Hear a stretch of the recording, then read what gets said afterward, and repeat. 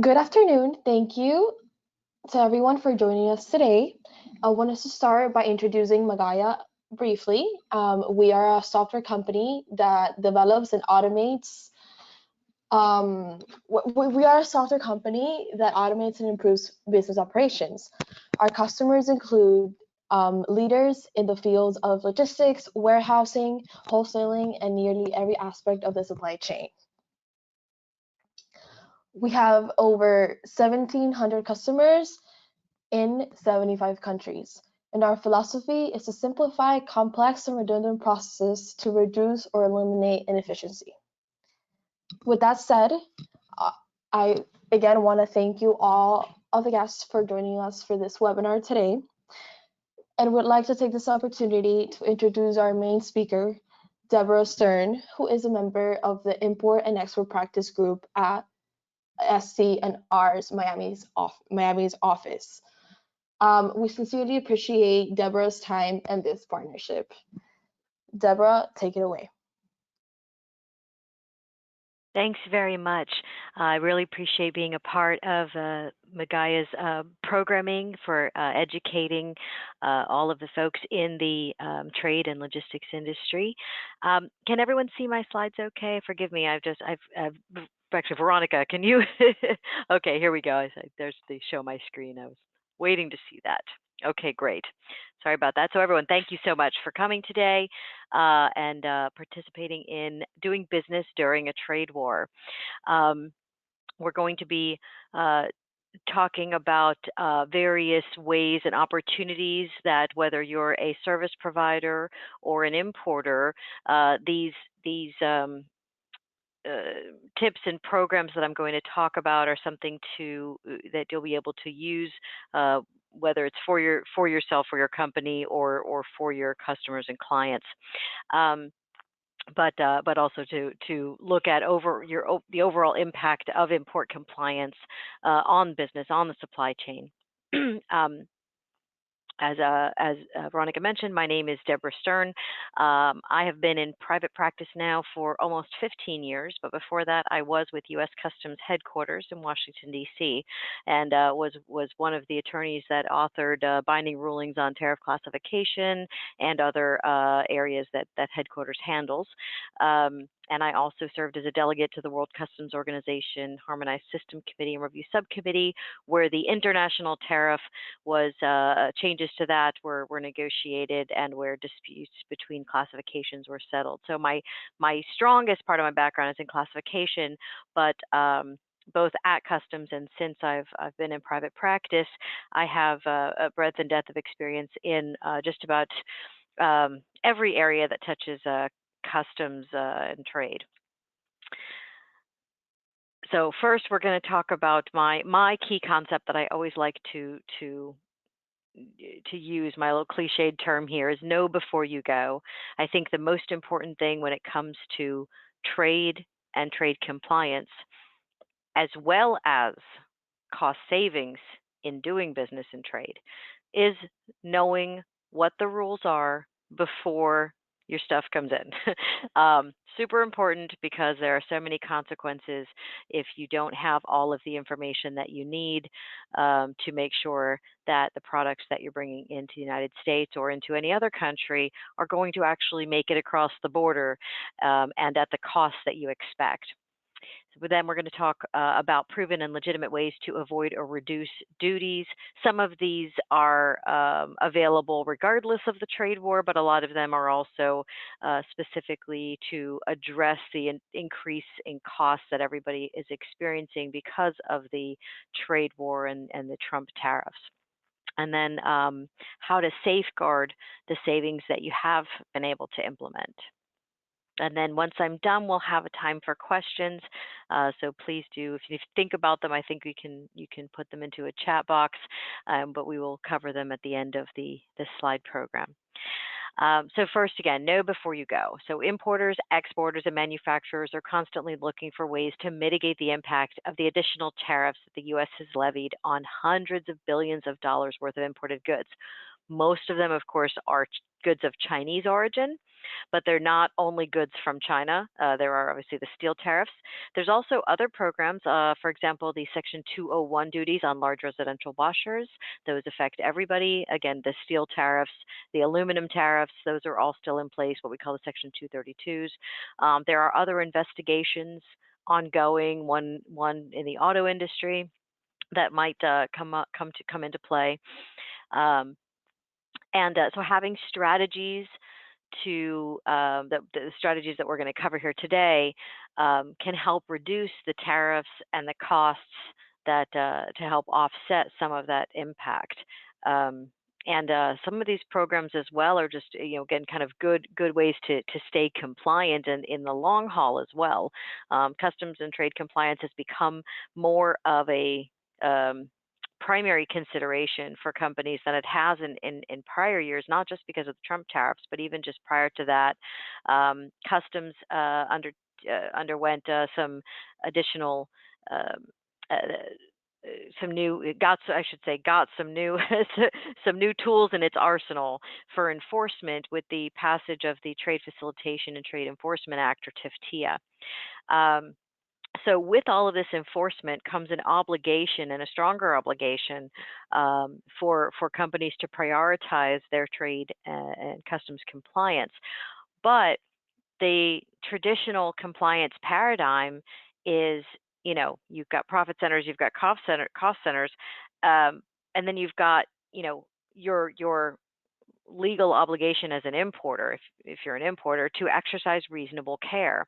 And sometimes you may only be a cost center and not a profit center, and you may not be able to sell to the higher ups some of these programs because they may not hit the profit center. So what do you do about this paradigm? Well, sometimes you just have to invest in compliance, and that is what it is. But certainly, and we do this as outside service providers as well, is you don't want to walk in with these are the rules and you have to follow them. You want to walk in with, here's how following the rules can actually save you money, right? And if you can make sure that somehow that hits your P&L, your business, your department or your business unit's P&L, even better. So So let's talk about what are some of these strategies. How do you move from a cost center to a profit center, or at least offset your costs? Some of the ways really can kind of fall into three buckets: duty avoidance, duty recovery, and outreach. Avoidance is largely about ways to limit your duty liability at the time of entry through proper tariff classification, as a proper, consistent, and whatever is the most beneficial classification that can be legitimately supported. Customs valuation: what is the what is the transaction value, which is 90-something% of all import transactions are done at transaction value, which is basically invoice price plus a certain couple of required additions. But what can you do to that value legitimately to reduce it? Because if you reduce the value, you reduce the amount of duties you pay. And what other special programs are available, like the outward processing provisions of Chapter 98 of the tariff, free trade agreements, preference programs, other programs you can take advantage of that help reduce the overall duty liability. So we move into the recovery bucket. We're looking at opportunities to delay payments through bonded movements, foreign trade zones where you can benefit from an inverted tariff as well, or opportunities to claw back payments through the drawback program, or through protests for exclusions, as well as for identifying areas where you have a different classification or different value or different origin that limits or eliminates your additional liabilities, and you want to go back and claw back those payments. And then third is outreach. This really goes to if you don't like the game, change the rules. How do you change the rules? You go and you advocate with the agencies, with Congress, with others in the administration. But we're not just talking about trying to overcome the new tariff regime. That's not. We're talking more particularized.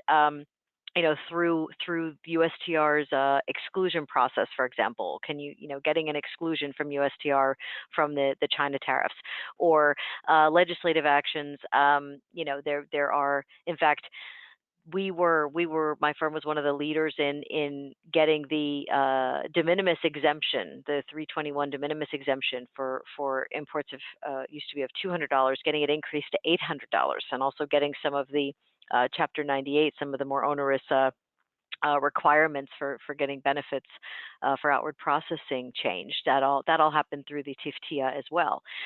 So legislative actions for different areas that may be for different pain points. It's at least worth the discussion when you're looking at which of these opportunities may be right for your business or for your client's business. And I think the most critical thing is to know what are the right questions to ask. And again, this is whether you're an importer, whether you're a trade compliance professional at an importing company, whether you're with a logistics service provider, 3PL, customs brokerage, freight forwarding. I think if in any of these aspects of trade, it's about knowing the right questions to ask in order to figure out what benefit may best suit you or your customer.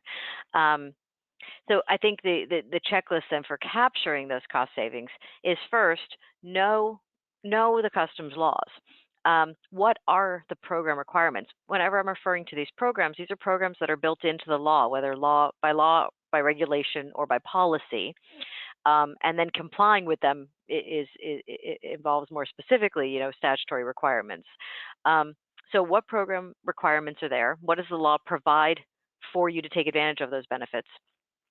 And then where's the line drawn between, for example, permissible duty engineering and duty evasion, a term that's synonymous with illicit activity? I always say it's okay to avoid duty. It's not okay to evade duty. And the difference there is, again, doing something where you're legitimately taking advantage of what the law provides for versus, evasion. Perfect example, transshipping a Chinese good to Vietnam and sending it out from Vietnam without actually having it undergo any sort of manufacturing, that's illegal transshipment. Taking a component and finishing it in Vietnam may be a permissible, mode of origin engineering. So that's really what we're talking about. Where is it duty avoidance versus duty evasion? Knowing the law is the first step to getting to that point. Doing an internal assessment. Does the importer have the ability, resources, and commitment to compliance to implement and maintain the program? Does it make economic sense to maintain the program? Our first sale team, where we implement first sale valuation, which I'll talk about a little bit later for those who aren't as familiar, but a first sale team, what we do for all of the clients that are interested in first sale is we do a feasibility study first. Does it make sense for your company and your vendors, because your vendors have to be on board? Can we convince your vendors to be on board? Are the company's operations and the vendors' operations sufficiently suitable to implement the program? And does the cost of implementing and maintaining the program make sense relative to the savings that your particular set of transactions may benefit from? So it's not just about we're looking at the cost-benefit analysis of the program, as well as the actual abilities of the company to maintain and carry out the program. So after that, it's okay. Now, once you've decided, yes, we can do this, now it's actually doing it. Create the program tailored to the company, or tailor the company's operations to the program. One way or the other, you don't want to put a round peg into a square hole. As we all know, it doesn't really go. So the final checklist, again, very high level here, but very critical, is what are your program safeguards? Again, it goes back to that commitment to compliance. If you don't have buy-in from all of the parties at a company to carry out the program correctly, then it's going to be problematic. you need manuals, you need procedures, you need record keeping, you need to be able to trace your documentation in order to prove your claims. And so you have to have a good commitment to compliance and internal controls, checks and balances within the company to ensure that your claims for beneficial treatment, whatever it is, continue to qualify over time. So the first and foremost of that first point in the checklist of knowing the customs laws is reasonable care. I mentioned it before. This is really the framework for all import compliance into the United States. And so what is reasonable care? Well, reasonable care is actually a statutory construct. So it is the law where importers are required to exercise reasonable care to enter, classify, and determine the value of imported merchandise and to provide to customs any other information that's necessary for it to properly assess duties, collect statistics, trade statistics, and determine whether all other applicable legal requirements are met. This goes back to proving your claim. For any given import that comes into the United States, customs isn't necessarily looking. They're targeting, they're doing data analysis, but they're not opening up every box. They couldn't possibly. Everything would pile up at the ports. But, so for every single shipment, an importer may not have to prove its claim every single time, but you have to have the records and the data to support it if customs does come asking.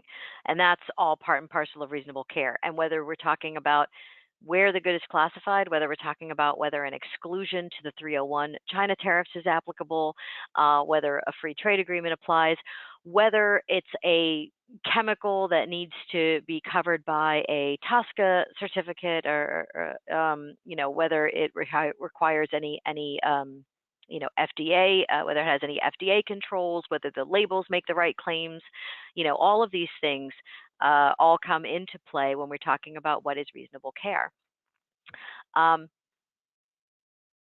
And part of all of that is, well, what really are your requirements?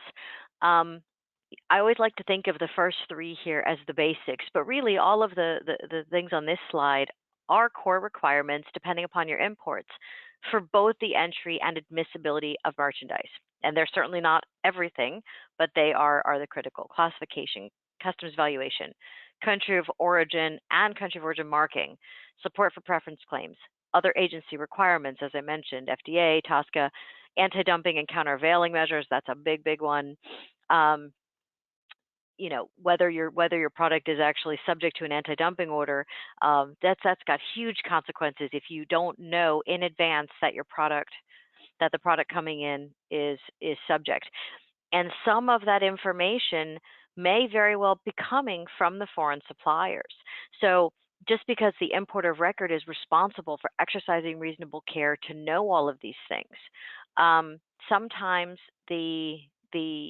again, knowing to ask the right questions, the suppliers are well aware sometimes that their products are subject to anti-dumping, or they may be well aware that they are, for example, on the FDA import alert list, that they're a vendor whose products are subject to detention and examination, but they're not letting their potential customers know that. The customers are finding out the hard way, or sometimes not at all. Now, to be fair, the flip side is also true. Sometimes the vendors have no idea that their products are subject to an import alert. But it's, again, all part of the importer's due diligence. Reasonable care is essentially due diligence to find out what requirements are the goods subject to, and what do I need to do in advance of bringing them into the U.S. to make sure that they can come into the U.S. Intellectual property rights compliance is a big one. We see this particularly in the e-commerce and courier environment. There's significantly increased enforcement of trademark compliance. Importers are held responsible. Importers are the ones that are going to lose the shipment and be subject to penalties, whether or not they actually know that something they've ordered is coming in with a trademark without permission or a counterfeit mark. So it's incumbent upon the importers to know and ask the right questions. But it's also something where there are some cases that impose certain level of obligations to the carriers and other service providers as well. Um, so it's about knowing the right questions to ask, and not only about trademarks, known trademarks that are known to be copied, but also certifications like UL or Energy Star. So, for example, if you're dealing in consumer electronics, Bluetooth, SD cards, HDMI cables, Microsoft Windows, Apple anything, these are all protected trademarks, and these trademark owners use customs trademark enforcement in order to protect actually their patents, because you cannot apply a Bluetooth mark, an SD mark, an HDMI mark unless you are licensed to actually put the technology into the device. So it's a really roundabout way of their helping protect their patents by using the trademark laws, because customs, it's the one private right that U.S. Customs enforces, is trademark law, or is intellectual property, trademark, copyright, and patents in some cases as well. As I mentioned, the certifications, if you've got household appliances, know that, China in particular, but not just China, a lot of suppliers, vendors now, they may be applying a UL sticker to a product like a lamp, and it's not a valid UL registration. There's not a valid UL file number. Or it may be that there's a valid UL file number, but the particular shipment is supposed to have, the importer is supposed to have what's called a multiple listing, a secondary number. Know to ask the questions, know to write an instruction to the supplier, no unauthorized trademarks, even if it's as simple as that. Better if it's more, but have the conversation. What is my product going to look like? Send me pictures in advance. I want to make sure that the country of origin marking is correct on the box. I want to make sure that there aren't any unexpected logos or statements. Bluetooth, for example, it's not just the logo that's covered, the word Bluetooth is covered by the trademark. So if you know to ask the questions before the goods come in, you minimize the risk significantly of a customs delay for an intensive inspection. And if you have any questions about any of those things, I'm always available to help kind of steer you in the right direction. If you're looking at some of these products and what are the kinds of things that might be at issue. The importer securely filing as well, there's 10 to 12 data elements that every shipment has to have before they come. So again, it all boils down to know before you go. Know who your partners are, in trade. You're from everything from your vendor to your service providers to your agents, all the way through to your customers. The more knowledge you have of your supply chain, the better access you have to information. Because what are the consequences of non-compliance? Well, you've got clearance delays. If customs, if there's a mismatch of the data on the commercial invoice and the customs entry, you have a potential delay. If there is, an FDA hold because there isn't a clearance that should be there because of some prior approval that was needed. If you haven't filed prior notice, things like this cause delays in clearance and may send shipments over to intensive exam. Just additional customs scrutiny can lead to the discovery of errors that weren't even known to you. And whether you're the importer or whether you're a service provider, that additional customs scrutiny has a direct impact often on all of the parties in the transaction, because if you're the customs broker or you're the freight forwarder, but your importer is not a sophisticated, savvy importer and relying on you for guidance, whether or not you are responsible, they're still going to come to you. It's still going to be an argument. There's still going to be some sort of accommodation made to keep their business. So the more everyone is either able to help their business partners, or equally importantly, to make sure that your limitations of liability are well known to your customer. If you're a freight forwarder, if you're a customs broker, um, saying, hey, you know what, I'm not going to take on the onus of being responsible for the information, importer, that you need to know, but I am going to tell you that I'm not responsible and that you need to go figure this out. And hey, by the way, based on my experience, I happen to know that you should be checking on XYZ. It's a nice conversation to have. It goes a long way for the business relationship, maintains your limitation of liability. Um, just a thought there. Anyway, other consequences of noncompliance, and this we see a lot since the China tariffs, as well as the enhanced and increased onset of anti-dumping cases, is unexpected duties.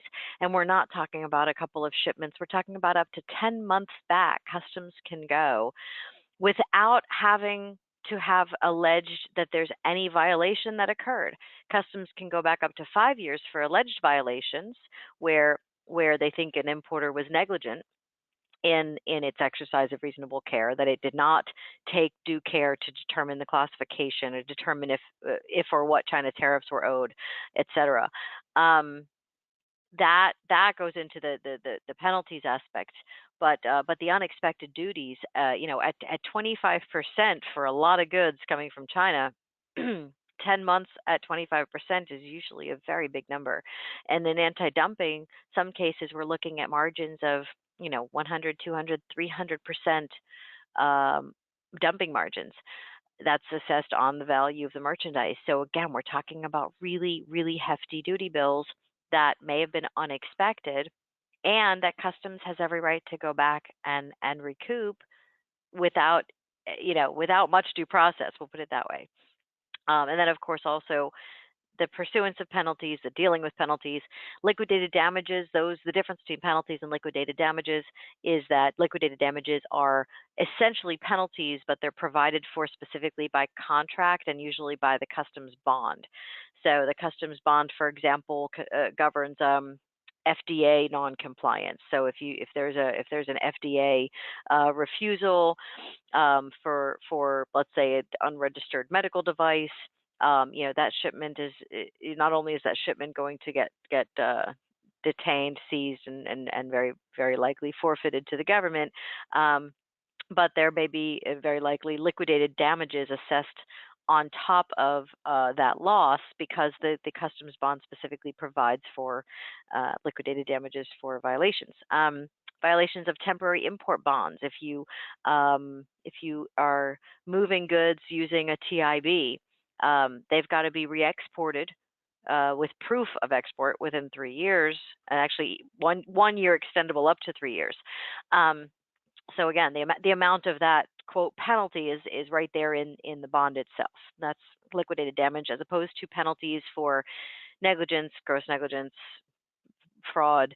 Those are multipliers of the based on the loss of revenue or the domestic value at the most. Sorry, at the higher end of that on fraud, but penalties are 2 times to 4 times the loss of revenue. That means what duties should have been paid at entry versus what actually were paid at entry. That's what we call the loss of revenue to the government, and that's what they base their duty demand on. And then a penalty is on top of that. So we're looking at 3 to really 5 times the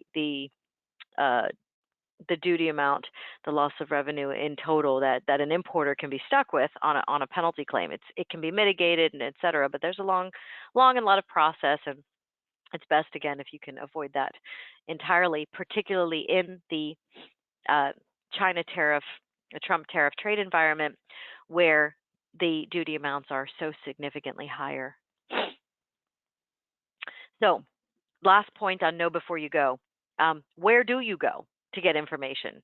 Where, what's going on with the trade remedies? Where are those exclusions that I've been mentioning? Know before you go really starts with knowing where to find the information. Where are the laws? Where are the program requirements? Where can I find information on best practices?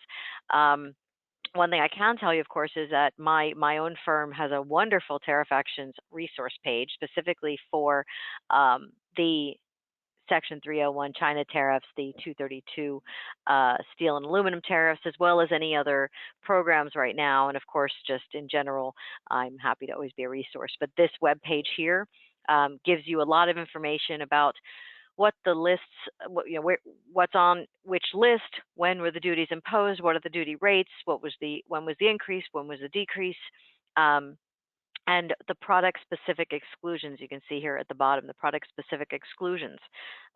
We have a combined list there. And I'll talk about those more now. So we've talked a lot about what the obligations are. Now, how do we mitigate the costs of actually doing this business, right? Because all of that compliance has costs, and just right now, of course, even importing at all has exponentially increased costs. And in some cases, you may have vendors who are willing to offset some of the particularly the China tariffs, and it is legitimate to work out to negotiate a deal with a vendor on the China tariffs. Anti-dumping duties, on the other hand, it is not permitted.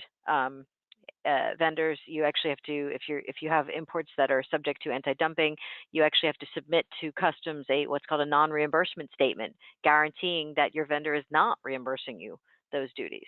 So something to think about. So we have basically a kind of set number of programs that are available to help that are really appropriate to help offset these additional tariffs. And I just say it's a set number of things because there are only so many things you can do within the bounds of the law, but there's a lot of flexibility here within them. So I'm just going to kind of walk through each of them one by one, the ones that are the most popular, proven, and ways that we have been successful in helping our own clients.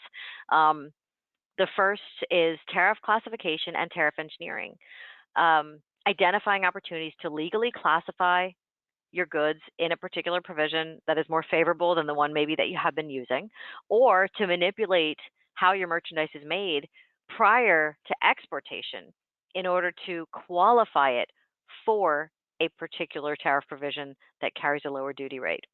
The prime example of tariff engineering, permissible tariff engineering, is actually textile outer sole footwear.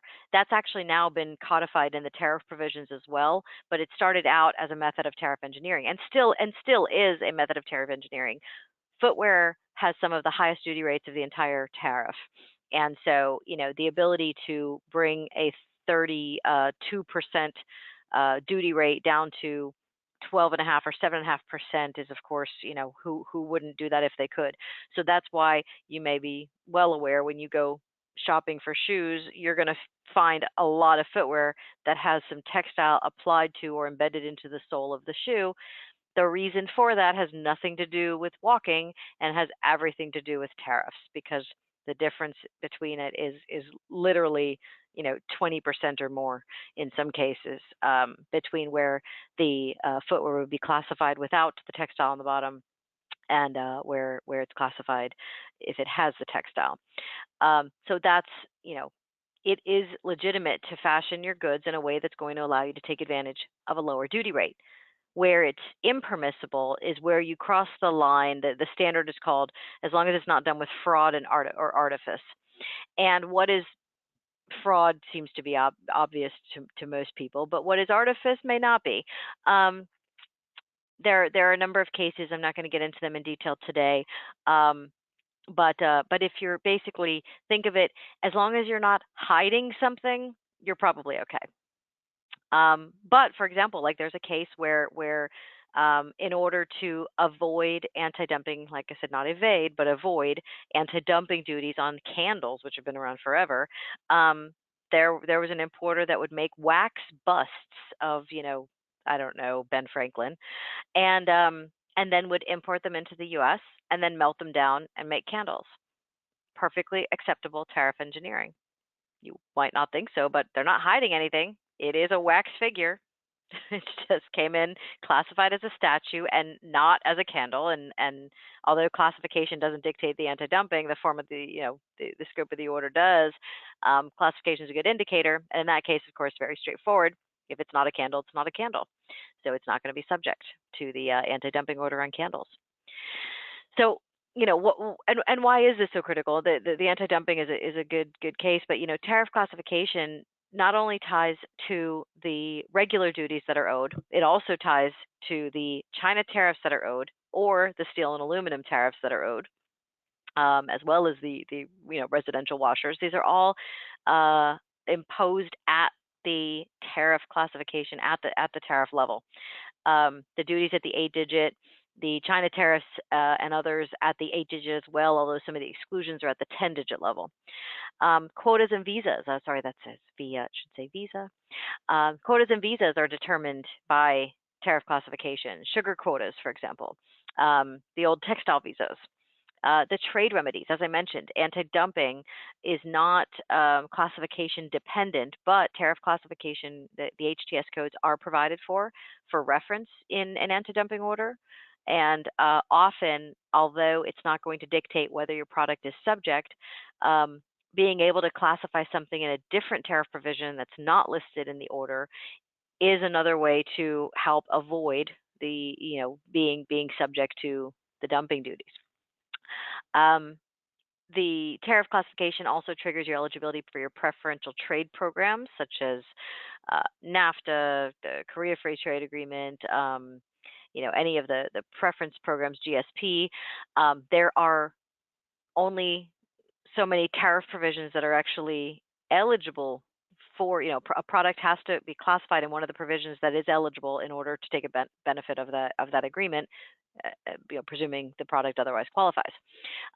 Tariff classification is also a targeting tool for customs and other agencies, and errors in classification can lead to clearance delays, increased customs scrutiny, unexpected costs, and penalties, like we've already talked about. So reviewing your tariff classifications is always critical regardless, but in fact, going through and undertaking a product line review can be a means to identify potential savings opportunities. If you have, in fact, we have a whole duty refund program where we have a team that just calls through your import data and looks for kind of areas of classification that are kind of where there's known errors and known benefits. On the flip side, we also, of course, often find where we've gone through one of those reviews and find errors in the other direction, and may need to, have that conversation about a prior disclosure and how do we correct this, and go through some remedial actions. But at the end of the day, having consistent and correct classifications in the long run is going to be more efficient. What's also critical, going back to the know before you know standard, is you need to get all of your material product information in advance. What is material to a particular product is going to depend upon what the tariff provision requires. Or in this case, also, we'll be talking about exclusions throughout. If there's a product-specific exclusion, you need to know particular details about a product to know whether it actually qualifies for an exclusion. I'll give you some examples actually when we get to the exclusion page. But it's also very critical to consult classification experts and to perform an independent validation of the information that foreign vendors might give you on the tariff classification of goods. Countries classify some goods differently. They have different means of interpretation. So, even if your vendor is completely correct that a product is classified in one HTS code in its country, it does not necessarily mean it's classified in the same tariff classification code in our country. Not only that, but that the codes in each country are only the same up to the 6th digit. So the 8th digit, 10 digit that you need for entry is not going to be there. There are some third-party resources that aren't considered customs experts that you may be able to rely on. For example, a lot of the really big tech companies, consumer electronics companies, will actually publish their tariff codes online. and they're pretty reliable, but even some of the best, most well-known companies, um, I have found errors on their pages, and it's because the people that are maintaining that page are doing it for purposes other than customs compliance. So they aren't, that their customs compliance teams aren't the ones that are making sure that that page is up to date. So again, seek out the experts, meaning, customs brokers, customs consultants, customs attorneys like myself, people who know tariff classification, who know the right questions to ask. And of course, your internal folks who are trained, and training is a big thing. So moving on from core classification, let's talk about exclusions, suspensions, and reductions. So classifying your goods is one way to make sure that you know what your duty rate is going to be, you know what your China tariff rate is or isn't going to be. Can you move your goods from list 3 to list 4 and drop your impact from 25% to 7.5%? That's all tariff classification based. But there's also exclusions, and there are also some other tariff suspensions and reductions that products may qualify for. And being aware of those exclusions, suspensions, and reductions is key. The exclusions, as I mentioned, are consolidated on our tariff action resource page. There are, in the tariff itself, it's a little hard to follow, so I would suggest that you kind of just bookmark that page and go there and take a look at them periodically to see what's there. But you can also go and search the USTR has an exclusions portal for lists 3 and 4, and you can go and search and see whether there have been any requests filed, whether there's anything pending, what's been granted, what hasn't been. You then have to still correlate those grants to actual what the text that's actually been the exclusion text that's actually been granted, and those are published in a Federal Register notice. Like I said, I think you're better off looking at our Tariff Actions resource page, which summarizes it, and then doing the appropriate follow-up from there. But my point is that they are product-specific exclusions. They are retroactive to the date of implementation of that particular duty. So if it's list 1, it goes back to July 6, 2018. If it's list 2, it goes back to August 23rd, 2018. If it's list 3, it goes back to September 24th, 2018. And if it's list 4, it goes back to September 1st, 2019. Meaning you've got to, if your product qualifies for the exclusion, then you can go back and seek refunds all the way back to the date of implementation. And it's important to do that because the bulk of the benefit is retroactive. The exclusions are only granted for a short period of time. 1 year from the date of acceptance or granting was what they were originally doing. But in the last year, since August of last year, the USTR started limiting the time frame. So exclusions that are being granted today are only being granted through August of this year, or September of this year, or July of this year. I think it's August of this year, some September. And there are several exclusions right now that have been previously granted that are expiring. There is an opportunity to expand the benefit, but there are exclusions that are filing. Now, it may seem confusing because I'm throwing a lot of information out here at you right now, but when we talk about product-specific exclusions, we're talking about the language that describes the product. So it's not just going to be a valve, it's going to be a ball valve, and it's going to be a ball valve that has particular uses and specific dimensions. Or it's going to be not just fish fillets, but it's going to be sole fillets that are between 2 and 5 ounces each. So you've got to make sure that you have the data to support that the product qualifies when you go back to request it. Realizing too, I'm actually getting a little short on time here. I want to make sure there are time for questions. So let's get through the rest of these now. Operational engineering is similar to tariff engineering, where you can fashion the product to take advantage of a particular origin. Operational engineering may also be to shift your supply chain to take advantage of a free trade agreement.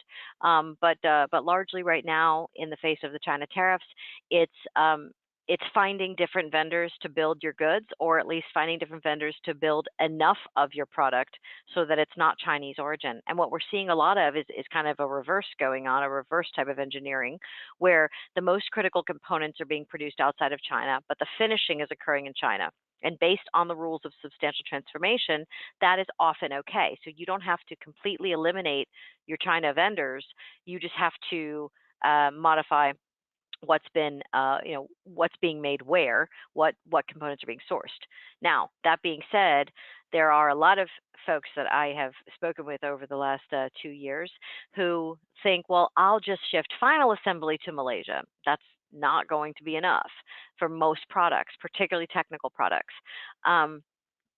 There's got to be a substantial transformation affected in that country of that second country of manufacture in order for it not to remain Chinese origin. And U.S. customs rulings have gotten more stringent and more stringent and more stringent. That's a whole topic for a whole other seminar.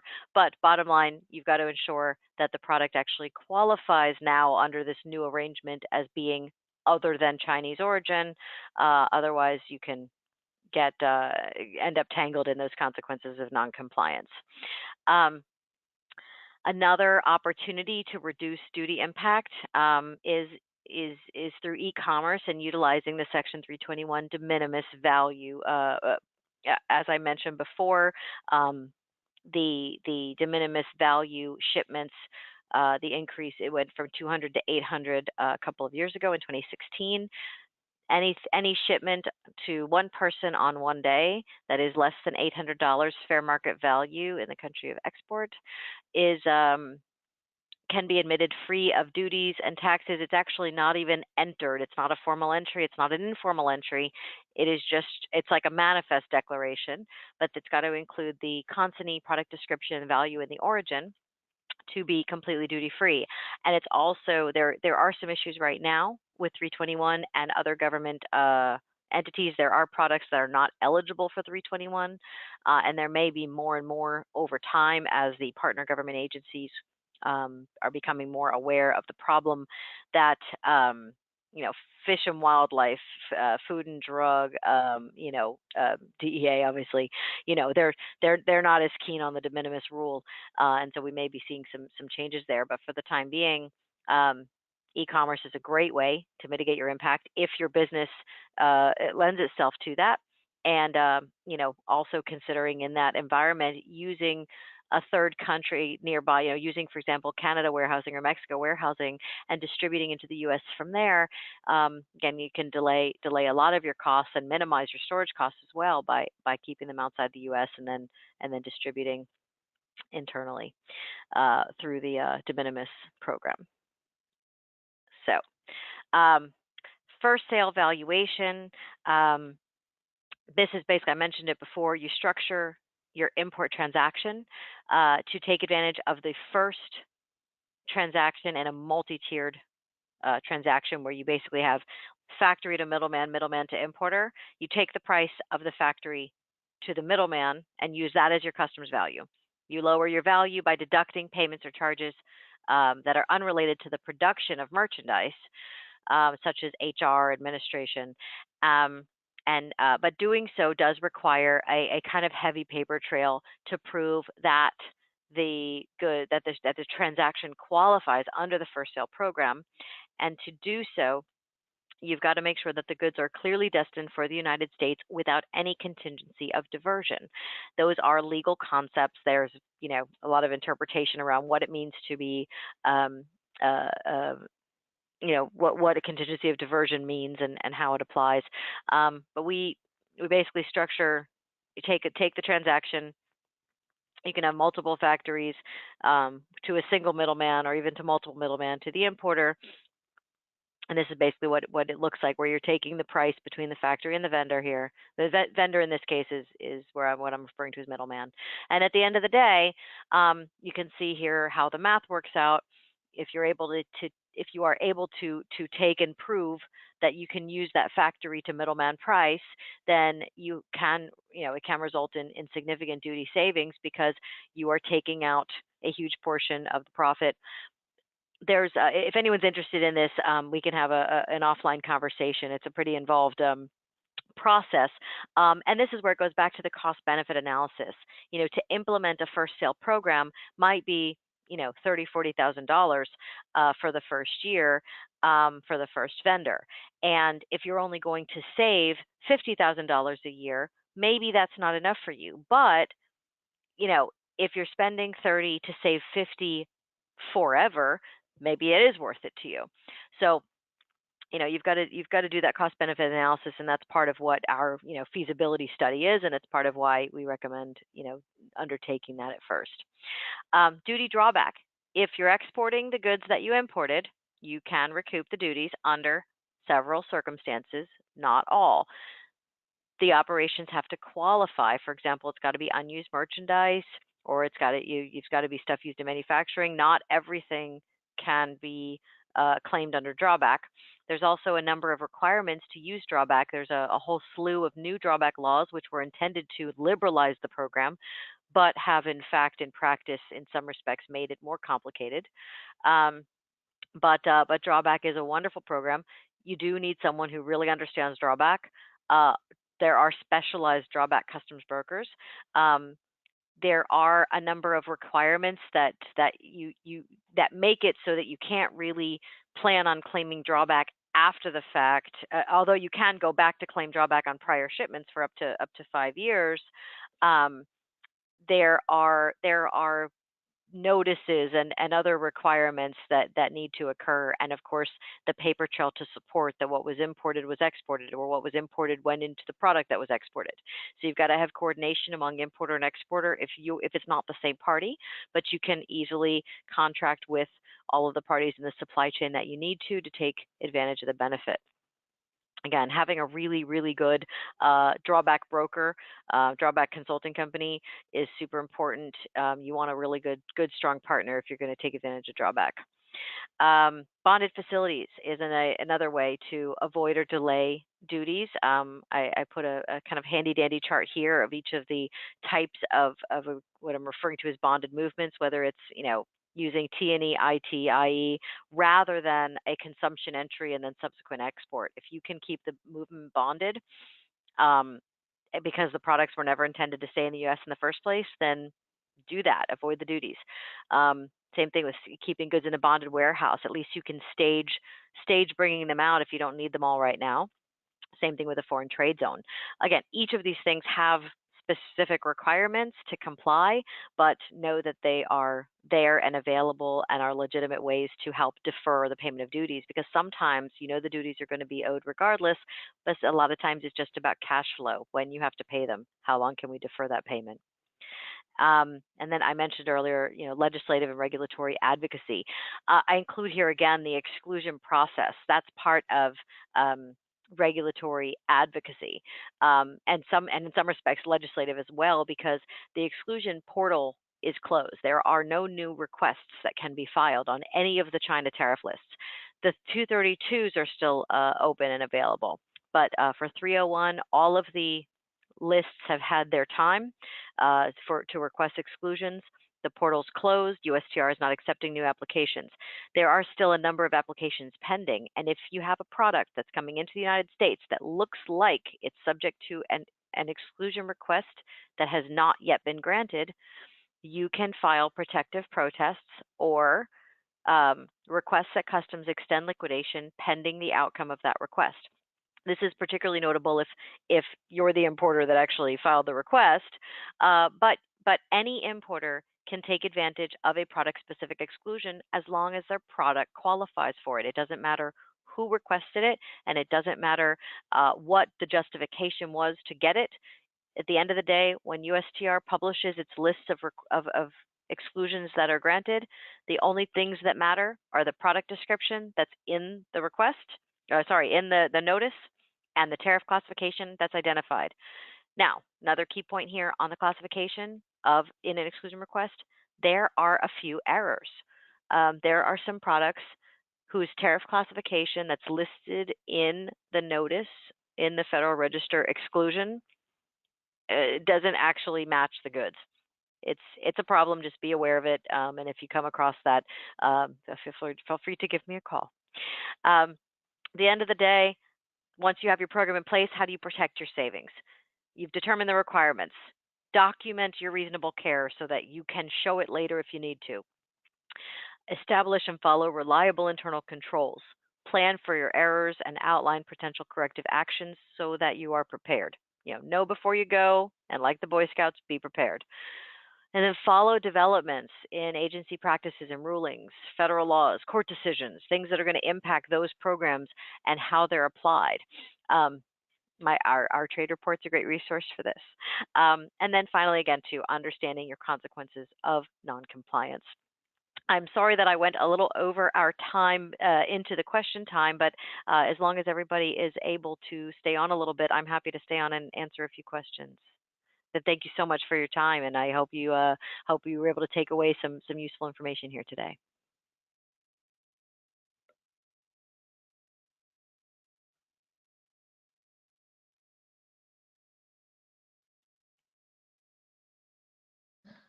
Opening up the question sessions, we have Kathy with our first question.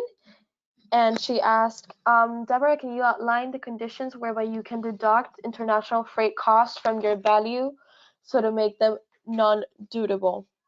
That's an excellent question, Kathy. Thank you for that.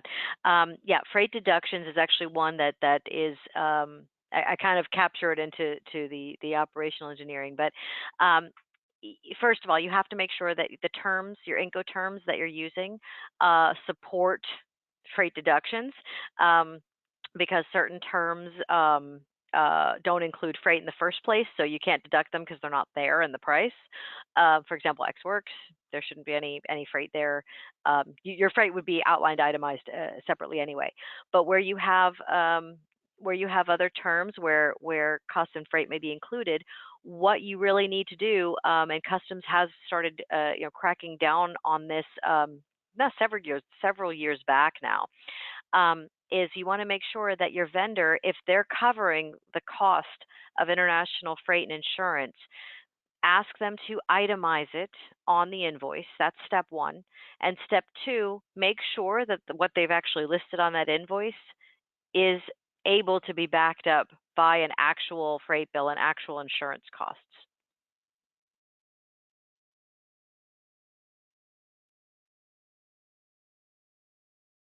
Thank you, Deborah. If nobody else has any questions, we can close our session right now. If anybody else has other questions they're thinking about, please feel free to email Deborah or Magaya, and we will gladly help with your questions. Thank you for attending our webinar, and we hope to see you soon. Thank you. Bye-bye, everyone.